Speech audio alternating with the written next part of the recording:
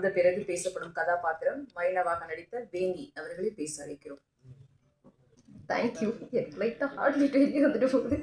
Thank you Ram sir, actually இந்த opportunity கொடுத்ததுக்கு. நான் எதிர்பார்க்கவே இல்லை, என்னை கால் பண்ணி ஆக்சுவலி கூப்பிட்டு இது கொடுத்தாங்க. அண்ட் செட்டில் ரொம்ப ஜாலியாக இருந்துச்சு. அண்ட் சிவா சார் சொன்ன மாதிரி ஆக்சுவலி இந்த 2 o'clock தூங்கிட்டு மறுபடியும் 6 மணிக்கு அங்கே வந்து செட்டில் இருக்கிறது எனக்கே ஷாக்காக இருக்கும். இங்கே ஆக்சுவலி இந்த 80s எல்லாருக்குமே ரொம்ப தேங்க்யூ. ஏன்னா அவங்களாம் ரொம்ப கம்ஃபர்டபுளாக வச்சுட்டு இருந்தாங்க. அப்போ அவங்களாம் சொல்லுவாங்க, என்னது 2 மணிக்கு தானே இப்போ தானே வந்தோம் அப்படின்னா, இல்லை நீங்கள் லேட்டாக வாங்க, ஆனால் நாங்கள் வந்து அங்கே 4 மணிக்கெலாம் போயிடுவோம்னு. என்ன நான் லேட்டாக வரேன் அதெல்லாம் ஓகே, பட் நீங்கள் எப்படி 4 மணிக்கெலாம் அங்கே இருக்கீங்க அப்படின்னு தோணும். ராம் சார் வந்து 10 நேரம் தூங்க மாட்டாரானே தெரியாது. அப்போது ஒரு தடவை கேட்டேன், சார் நீங்கள் ஏன் எப்போ தான் பிளாக் ட்ரெஸ்ஸே போடுறீங்க அப்படின்னா, இதுதான் அழுக்குப்படுத்தா தெரியாது அப்படின்னு சொல்லுவார். அண்ட் அவருக்கு காலையில் எழுந்து ப்ரஷ் பண்ணிட்டு ஷூட்டிங் ஸ்பாட்டு டேரெக்டாக போயிடுவார். எனக்கு ஷாக்காக இருக்கும், சார் எப்படி சார் டயர்டே ஆக மாட்டேறீங்க அப்படின்னு. கொஞ்ச நேரம் உட்காந்துருந்துட்டு நமக்கு வந்து அப்படியே இருக்கும். ஆனால் நானும் ஒன்றும் இல்லை, பட் ஸ்டில் சாரை பார்க்கும்போது எப்பவுமே எப்படி இவ்வளோ ஆக்டிவாக அண்ட் செட்டில் இருக்க எல்லாரும் பேரையும் சொல்லுவார். அன்றைக்கி வந்தவங்களை கூட அவர் வந்து கூப்பிட்டு எல்லாருக்குமே அந்த இம்பார்ட்டன்ஸ் இருக்கும். செட்டில் வந்து நம்ம இவங்களுக்கு கொஞ்சம் இம்பார்ட்டன்ட் அப்படிலாம் எதுவுமே இருக்காது, எல்லாருக்குமே இம்பார்ட்டன்ஸ் இருக்கும். ஏன்னா ஒரு எல்லாரோட இண்டிவிஜுவல் பேரையும் சொல்லுவார். Thank you Ram sir, thank you Pradeep sir, thank you everyone for giving this opportunity. Thank you. அடுத்து நாம் பேச அழைக்கிறோம். வாழ்க்கையில் அனைவரும் சம்பாதிக்க வேண்டிய மிகப்பெரிய விஷயம் பொறுமை. அதை எப்போதும் கையாள்பவர் திரைத்துறையில் ஒளிதரும் கதிரவனாக வெளித்திரு ஹபிபி படங்களை இயக்கிய மீரா கதிரவன் அவர்களை பேச அழைக்கிறோம். மேடையில் வீற்றிருக்கும் மிகப்பெரிய ஆளுமைகளுக்கும் அரங்கத்தில் கூடியிருக்கும் ஊடக நண்பர்களுக்கும் இதயத்திலிருந்து முதற்கண் வணக்கம். கிருஷ்ணகுட்டி சார் சொன்ன மாதிரி இந்த படம் என்னை ரொம்ப கனெக்ட் பண்ணக்கூடிய பண்ண படம் வந்து, ஏன்னா நான் ஒரு காதல் திருமணம் செய்தவன், எனக்கு ஒரு குழந்தை இருக்குது. இந்த படம் பார்த்து முடித்த உடனே எனக்கு தோணுன விஷயம் என்னென்னா, என்னோடய குழந்தைய ஒரு பயணம் கூட்டு போகணும், ஒரு மலையை காட்டணும், ஒரு சூரிய உதயத்தை காட்டணும், ஒரு கடலை காட்டணும், ஆகாசத்தோடைய ஒரு நீல நிறத்தை காட்டணும் அப்படிங்கிற உணர்வை வந்து இந்த படம் எனக்கு உருவாக்குச்சு. இது எனக்கு மட்டுமல்ல, பிள்ளைகளை பெற்ற எல்லா பெற்றோருக்கும் நிச்சயமாக இந்த படம் இந்த உணர்வை உருவாக்கும். அதுதான் இந்த படத்துடைய பெரிய பலம். நாங்களும் ராமெல்லாம் ஒன்றா உதவி இயக்குனராக ஒர்க் பண்ணோம். அவரோட உழைப்பை பற்றி சொல்கிறதுங்கிறது கேட்ட பழைய கதையாக இருக்கும். ஏன்னா அவர் வந்து அசாதாரணமான ஒரு உழைப்பாளி. அவருடைய படங்களுக்கு அவர் நடிகர்கள் தேர்வு செய்கிற விதமாகட்டும், லொக்கேஷன்ஸ் பார்க்குறதாகட்டும், அது வந்து எந்த இயக்குனராலுமே செய்ய முடியாத அளவுக்கான ஒரு கடுமையான சிரத்தையை செய்யக்கூடியவர். அது அவருடைய படங்களை பார்க்கும்போது தெரியும். வந்து இந்த படத்தில் வந்து நிறைய பேசலாம். ஏன்னா இது வந்து முக்கியமான ஆளுமைகள் மேடையில் இருக்காங்க. அவங்க நிறைய பேசக்கூடியவங்க, நல்லா பேசக்கூடியவங்க. அதனால் இந்த படம் பேசுவதற்கு நிறைய இருக்குது வந்து. ஏன்னா வந்து எனக்கு ரொம்ப பிடிச்ச இயக்குனர் குரோசவாவுடைய டெருசுசுலான்னு ஒரு படம் இருக்குது. அதில் அந்த டெருசுசுலாங்கிற காட்டில் வேட்டையாடிக்கிட்டு இருந்த ஒருத்தர் வந்து தன்னுடைய குறி பார்த்து கரெக்டாக சுட பயிற்சி கொண்ட ஒரு பெரிய வேட்டைக்காரர் வந்து ஒரு கட்டத்தில் அவருக்கு கண் பார்வை மங்கின பிறகு வந்து அவர் வந்து அந்த காட்டில் இருக்கும்போது அங்கே வரக்கூடிய ஒரு இராணுவ வீரர் தன்னுடைய நகரத்துக்கு, தன்னுடைய வீட்டுக்கு கூப்பிட்டு வருவார். வீட்டில் வந்து காட்டிலேயே வாழ்ந்த ஒருத்தருக்கு வீட்டில் வைக்கும்போது அந்த டெருசுசுலா ஒரு முறை அந்த இராணுவ அதிகாரிட்ட கேட்பார், how can one live in the box அப்படின்னு. ஸோ ஒரு நமக்கு வந்து வீடுங்கிறது வந்து எந்த நேரத்துலேயும் நம்ம திரும்புறதுக்கு ஒரு வீடு இருக்குங்கிறது வந்து ஒரு பெரிய நம்பிக்கை தான். ஆனால் எந்த நேரமும் நம்ம வீட்டுக்குள்ளே அடைஞ்சு கிடக்கிறதுங்கிறது வந்து அது ஒரு பெரிய சாபம். அதுவும் குழந்தைகளுக்கு இன்றைக்கி பார்த்திங்கன்னா கொரோனா காலகட்டத்துக்கு பிறகு குழந்தைகளுடைய உளவியல் ரொம்ப ரொம்ப சிதைஞ்சு வந்துகிட்டு இருக்கு. குழந்தைகளை குறித்த அக்கறை நம்ம சம்பாதிக்கிறோம், ஓடுறோம். ஆனால் எதுக்காக ஓடுறோம்னு பார்த்தா ஒன்றுமே இல்லை. அது ஒரு பெரிய வெறுமையில் வந்து தான் நிற்கிது. நம்ம குழந்தைகளை நம்ம வந்து குழந்தைகளுக்கான உலகத்தோடு வச்சுருக்கிறோமான்னு கேட்டால் அது இல்லைங்கிறதா உண்மை. ஆனால் அப்படியான குற்ற உணர்வு எல்லாருக்குமே இருக்குது. ஆனால் வாழ்க்கை நம்மளை வந்து எதையோ ஒன்று நோக்கி துரத்துக்கிட்டே இருக்குது. குழந்தைகளுக்காக தான் நம்ம ஓடுறோம், ஆனால் அந்த குழந்தைகளுக்கான உலகத்தோடு நம்ம வச்சுருக்கிறோமானா அப்படி இல்லை. இந்த படம் அது ரொம்ப அழகாக பேசுது. இப்போ கொரோனாவுக்கு முன்னாடி வரைக்கும் குழந்தைகள் கையில் ஸ்கூல் என்ன சொல்லுச்சுன்னா, உங்கள் பிள்ளைகள் கையில் மொபைல் கொடுக்காதீங்கன்னு சொல்லுச்சு. ஆனால் கொரோனா காலகட்டத்துக்கு பிறகு அதே ஸ்கூல் வந்து உங்கள் குழந்தைகள் கையில் மொபைல் கொடுன்னு சொல்லிச்சாங்க. ஸோ இன்றைக்கி குழந்தைகளுடைய மன விசாலம், அதாவது ஒரு குழந்தைகளுடைய அனுபவமும் சரி, அறிவும் சரி அந்த அந்த மொபைலுடைய டிஸ்பிளே அளவு தான் இருக்கும். ஸோ நம்மளுடைய குழந்தைகள் வந்து வெளியே கொண்டு போகிறதில்ல. என்னன்னா, ஒரு குழந்தை ஒரு விடுமுறையில் வளருதுன்னு சொல்லுவாங்க, ஒரு பயணத்தில் வளருதுன்னு சொல்லுவாங்க. ஆனால் நம்ம வந்து இங்கே இருக்கக்கூடிய ஒரு 6 கிலோமீட்டரில் இருக்கக்கூடிய ஒரு கடற்கரைக்கு நம்ம குழந்தையை கொண்டு போய் காட்டுறோமானா, நம்ம நிச்சயமாக வந்து அது ரொம்ப அரிதாகிட்டு இருக்கக்கூடிய ஒரு காலத்தில் குழந்தைகளை எப்படி வச்சுக்கணும். இந்த படம் பார்த்த எல்லாருக்குமே இந்த படம் முடியும் போது தோணும், நிச்சயமாக இது வந்து நம்ம குழந்தைய கொண்டு போகணும்னு தோணும். அதே நேரத்தில் இது ஒரு நல்ல ஒரு பயணம் மூவி, ஒரு பயணம் போன மாதிரியான ஒரு உணர்வையும் தரும். நம்மளையும் ஒரு பயணத்துக்கு தூண்டக்கூடிய ஒரு படமாக இருக்கும். நிச்சயமாக இது தமிழில் ரொம்ப முக்கியமான படம். பெற்றோர்கள் எல்லோருமே இந்த படத்தை வந்து தேட்டரில் வந்து பார்க்க வேண்டிய ஒரு படம். இந்த படம் உங்களுக்கு ஒரு பெரிய செய்தியை தரும். இந்த காலகட்டத்தில் தேவையான ஒரு செய்தியை தரக்கூடிய ஒரு படம். ஏன்னா இன்னைக்கு அது விலை மதிப்பற்ற இன்னைக்கு கோடி ரூபாய் கொடுத்தா கூட அந்த செய்தியை வந்து இன்னைக்கு வரக்கூடிய படங்கள் கொடுக்குதானா இல்லை. ஆனால் அதை ரொம்ப அழகாக அந்த செய்தியை வந்து நண்பர் ராம் கடத்துறாரு. ஹாட் ஸ்டார் ரொம்ப பாராட்ட வேண்டிய ஒரு ஓடிடி தளம். ஏன்னா வந்து குடும்பங்களுக்காக படம் பண்ணுறோம், ஆனால் குடும்பத்தோட கதையை பண்ணுறோமானா இல்லை. தொடர்ந்து ஹாட் ஸ்டார் வந்து அப்படியான படங்களை பண்ணிகிட்டு இருக்காங்க. ஹாட் ஸ்டாரில் இருக்கக்கூடிய கிருஷ்ணகுட்டி சார், பிரதீப், நண்பர் நரேன் எல்லோருக்கும் வந்து வாழ்த்துக்கள், நன்றி. படத்துடைய ஹீரோ அகில உலக சூப்பர் ஸ்டார். ஏன்னா வந்து இப்போ எனக்கு அந்த ஷாக் இல்லை. நண்பர் ராம் சொல்லும்போது சிவா ஹீரோன்னு சொல்லும்போது எனக்கு ஷாக் இல்லை. ஏன்னா ஒரு நல்ல நகைச்சுவை நடிகருக்குள்ளார ஒரு நல்ல நடிகர் இருப்பாங்க. ஒரு நல்ல நகைச்சுவை நடிகர்கள் வந்து எமோஷனலாக நடிக்கும்போது அது ரொம்ப பயங்கரமாக கலங்கடிச்சிடும். அது செட்டிலைட்ஸுடைய சாப்ளின் நடித்ததுலேருந்து அன்பு தம்பி மாரி செல்வராஜுடைய மாமன்னன் வடிவேலு அவங்க கதாபாத்திரமாக இருக்கட்டும். ஏன்னா ஒரு ஹியூமராக நடிக்கக்கூடியவங்க எமோஷனலாக பண்ணாங்கன்னா அது பயங்கரமாக இருக்கும். ஸோ ரொம்ப அழகாக பண்ணியிருக்கீங்க சார், ரொம்ப பிரமாதம் பண்ணியிருக்கீங்க. கிரேஸ் ஆண்டனி அவங்க எனக்கு ரொம்ப பிடிச்ச ஆக்ட்ரஸ். உங்களுடைய ஹலால் லவ் ஸ்டோரி, நுணக்குடி, ஆமாம் எனக்கு ரொம்ப பிடிச்ச ஆக்ட்ரஸ். ரொம்ப வெசுக்கான ஆக்ட்ரஸ். தமிழில் நீங்கள் வந்து சந்தோஷம், ரொம்ப அழகாக பண்ணியிருக்காங்க. இந்த படத்தில் பார்த்தீங்கன்னா அவங்க சித்தார்த் சார் சொன்னார், இந்த படத்துடைய பெரிய சோலாக வந்து நான் அவங்களுடைய முகத்தை பார்க்குறேன். ரொம்ப அழகாக பண்ணியிருக்கிறீங்க. ஒரு நம்மளுடைய அக்கா தங்கைகளை, நம்மளுடைய அம்மாக்களை, ஒரு மிடில் கிளாஸ் ஃபேமிலி இருக்கக்கூடிய எல்லா பெண்களையுமே நினைவுபடுத்தக்கூடிய ஒரு ஒரு கதாபாத்திரம், ஒரு முகமாக நீங்கள் இருக்கிறீங்க இந்த படத்தில்.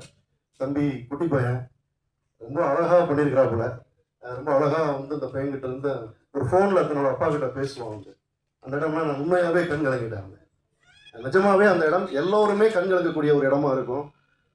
இந்த மியூசிக் வாங்கின திங் மியூசிக் சந்தோஷ் சார் ஆகட்டும், மியூசிக் டைரக்டர் சந்தோஷ் தயாநிதி, நான் அவங்க ராமோட தான் நான் ஸ்டுடியோ போயிருந்தேன். ரொம்ப நல்ல திறமையான ஒரு மியூசிக் டைரக்டர், சரியான ஒரு வாய்ப்புக்காக காத்திருந்தார். தேவதை உங்களுக்கு வந்து ராம் சாரை கொடுத்துருக்குறாங்க. இதுக்கு பிறகு உங்களுக்கு எல்லாமே நல்லா இருக்கும். இந்த படம் எல்லாருமே பார்க்க வேண்டிய படம். நிச்சயமாக நம்மளுடைய குழந்தைகளுக்கு நம்ம ஏதாவது ஒன்று செய்யணும்னு தோணும் இல்லையா? நம்ம அப்படி செய்யணும்னு தோணுச்சுன்னா நம்ம வந்து இந்த படத்தை போய் தேட்டரில் இந்த குழந்தைகளோடு இருந்து பார்க்குறது வழியாக, இந்த படம் நமக்கு சொல்லக்கூடிய செய்தி வழியாக இந்த குழந்தைகளுடைய உலகத்தை நம்ம வந்து திரும்ப அவங்களுக்கு பரிசீலிக்கிறது தான் நம்ம அவங்களுக்கு செய்யக்கூடிய ஒரு பெரிய விஷயமா இருக்கும். பாடலாசிரியர் மதன் கர்கி சார் விட்டுட்டேன். அப்புறம் பர்சனலாகவுமே எனக்கு வந்து ராம் அவங்களை பிடிக்கும்.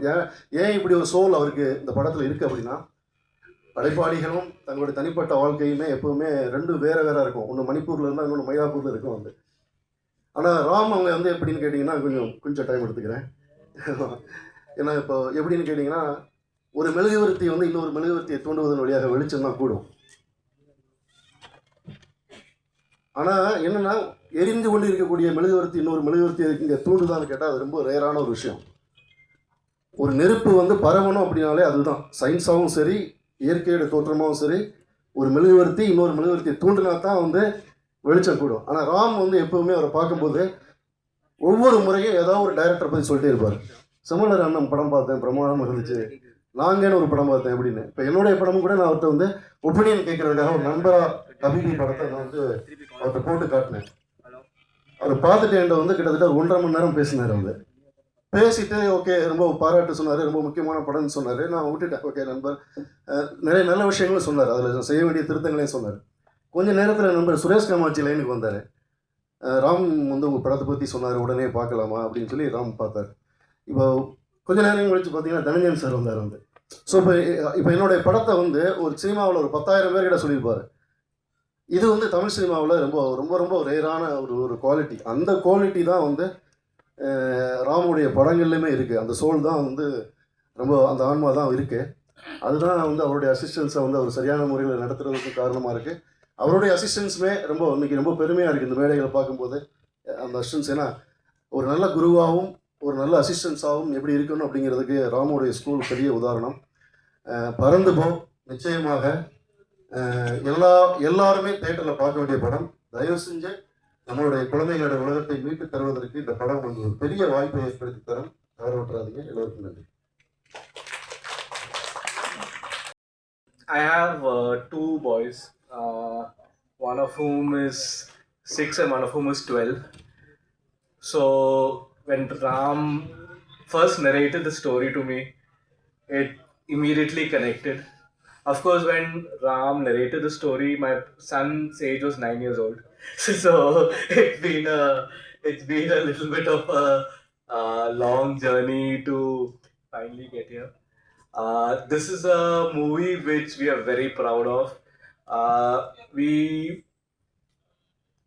don't find stories like this.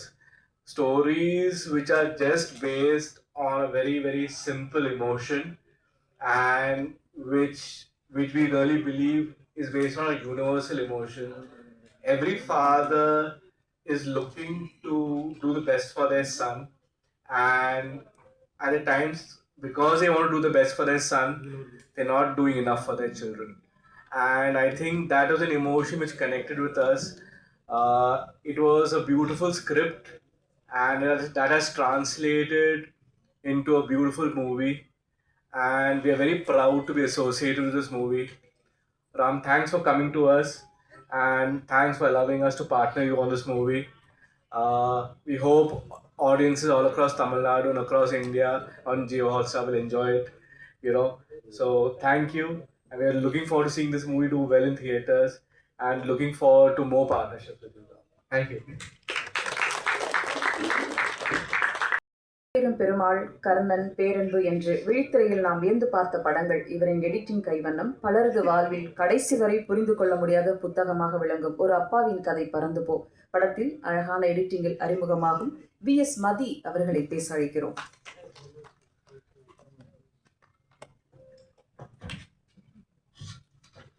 அனைவருக்கும் வணக்கம். இதுதான் என்னோட முதல் படம். இது சாருக்கு ரொம்ப நன்றி சொல்லணும், என்னோட முதல் படத்தை கொடுத்ததுக்கு.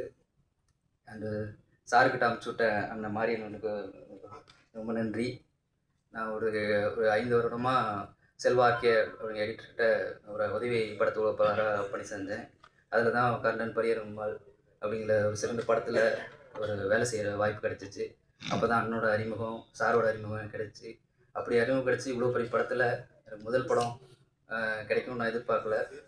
பட்டு ரொம்ப சந்தோஷமாக இருக்குது. இப்படி ஒரு மேடையில் முதல் படம் எனக்கு அமையணும்னு எதிர்பார்க்கல.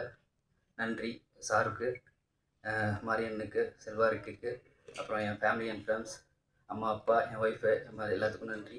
படம் சூப்பராக வந்திருக்கு. ஜூலை 4th அனைவரும் தேட்டரில் பாருங்கள். நன்றி, வணக்கம். நன்றி. அடுத்து நாம் பேச அழைக்கிறோம். இசை புயலிடம் பாடம் கற்று வெடித்து வந்த குட்டி பட்டாசு. உயிரின் ஒவ்வொரு அணுவும் இசையை அள்ளித்தந்து பரவச் செய்த இசையமைப்பாளர் சந்தோஷ் தயாநிதி. சூரியகாந்தியை மீண்டும் மலரச் செய்த நினைவு தோட்டம் அற்புதமான இசையமைப்பு தந்த சந்தோஷ் தயாநிதி அவர்களை பேச அழைக்கிறோம்.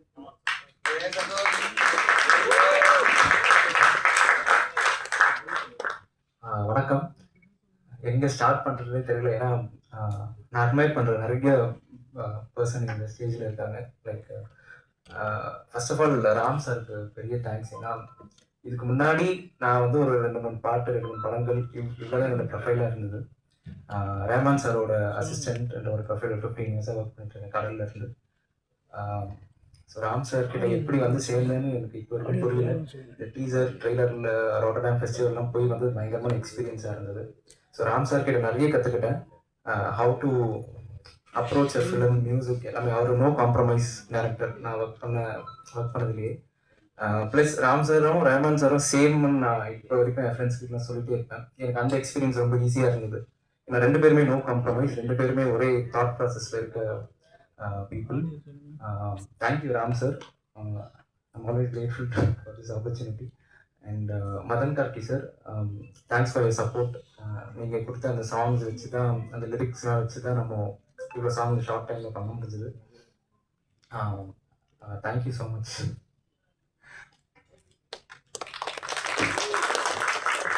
ஆடியோ கொஞ்சம் செக் பண்ணா, ஆடியோ செக் பண்ணுங்க. ஆடியோ கட்டாய வருது பாருங்க.